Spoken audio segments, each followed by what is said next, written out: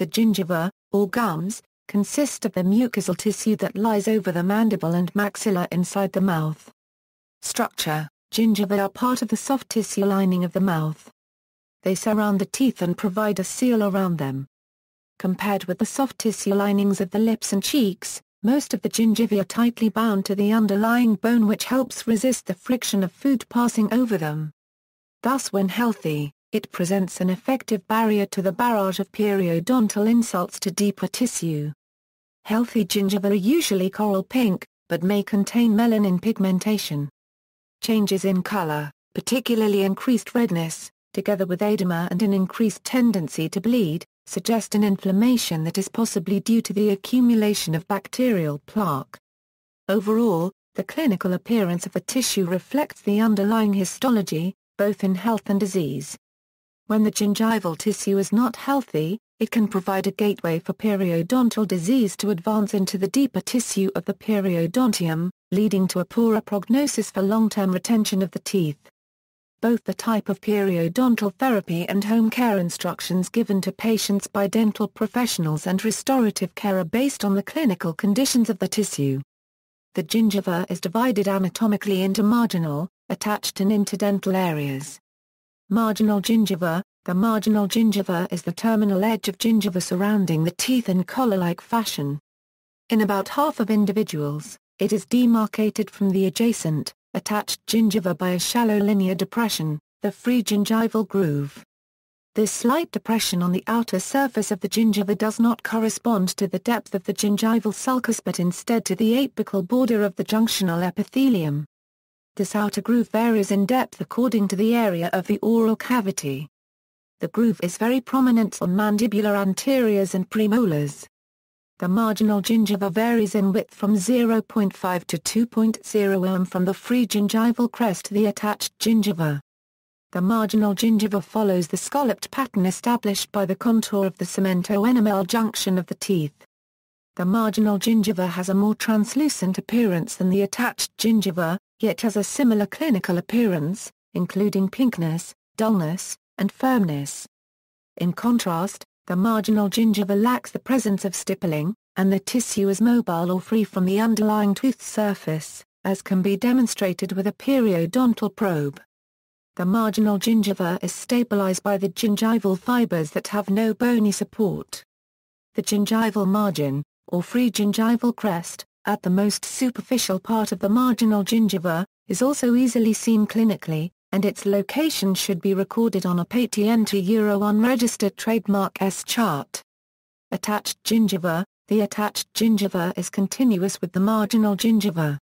It is firm, resilient, and tightly bound to the underlying periosteum of alveolar bone.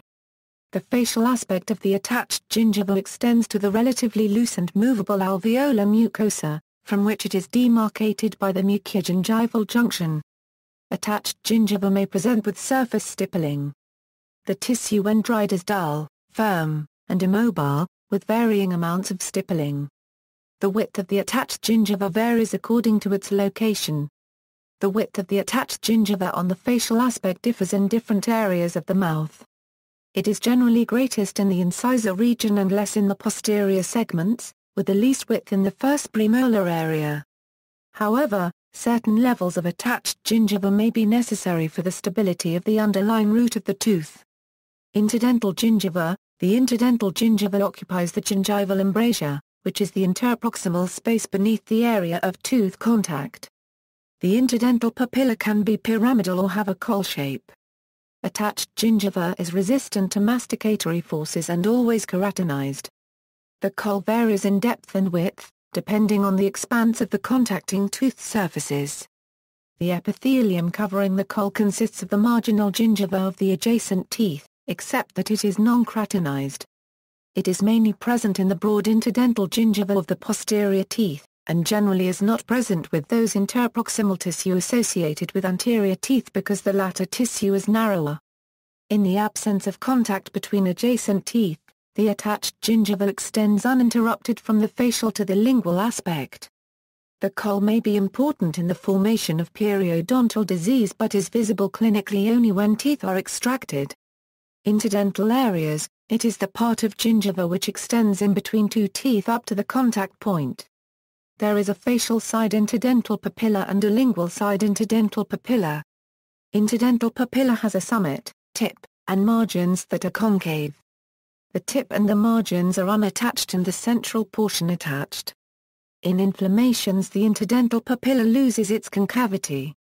Characteristics of healthy gingiva: color. Healthy gingiva usually has a color that has been described as coral pink. Other colors like red, white, and blue can signify inflammation or pathology. Although described as the color coral pink, variation in color is possible. This can be the result of factors such as thickness and degree of keratinization of the epithelium, blood flow to the gingiva, natural pigmentation, disease and medications. Since the color of the gingiva can vary, uniformity of color is more important than the underlying color itself. Excess deposits of melanin can cause dark spots or patches on the gums, especially at the base of the interdental papillae. Gum depigmentation is a procedure used in cosmetic dentistry to remove these discolorations. Contour: healthy gingiva has a smooth arcuate or scalloped appearance around each tooth.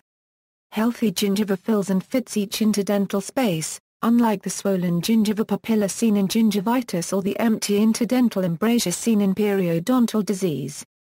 Healthy gums hold tight to each tooth in that the gingival surface narrows to knife-edge thin at the free gingival margin. On the other hand, inflamed gums have a puffy, or rolled margin. Texture: healthy gingiva has a firm texture that is resistant to movement, and the surface texture often exhibits surface stippling. Unhealthy gingiva, on the other hand, is often swollen and less firm. Healthy gingiva has an orange peel-like texture to it due to the stippling. Reaction to disturbance: healthy gums usually have no reaction to normal disturbance such as brushing or periodontal probing. Unhealthy gums, conversely, will show bleeding on probing and/or purulent exudate. Clinical significance: the gingival cavity microecosystem, fueled by food residues and saliva, can support the growth of many microorganisms, of which some can be injurious to health. Improper or insufficient oral hygiene can thus lead to many gingival and periodontal disorders, including gingivitis or periodontitis, which are major causes for tooth failure. Recent studies have also shown that anabolic steroids are also closely associated with gingival enlargement requiring a gingivectomy for many cases. Gingival recession is when there is an apical movement of the gingival margin away from the biting surface. It may indicate an underlying inflammation such as periodontitis or pyorrhea, a pocket formation, dry mouth or displacement of the marginal gingiva away from the tooth by mechanical, chemical, or surgical means. Gingival retraction, in turn, may expose the dental neck and leave it vulnerable to the action of external stimuli, and may cause root sensitivity. Additional images. See also: gum graft, head and neck anatomy, periodontitis, references.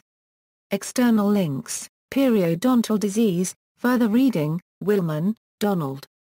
Perry 5081, Freshman Periodontics. UTSCSA, 2006. 2.3.1.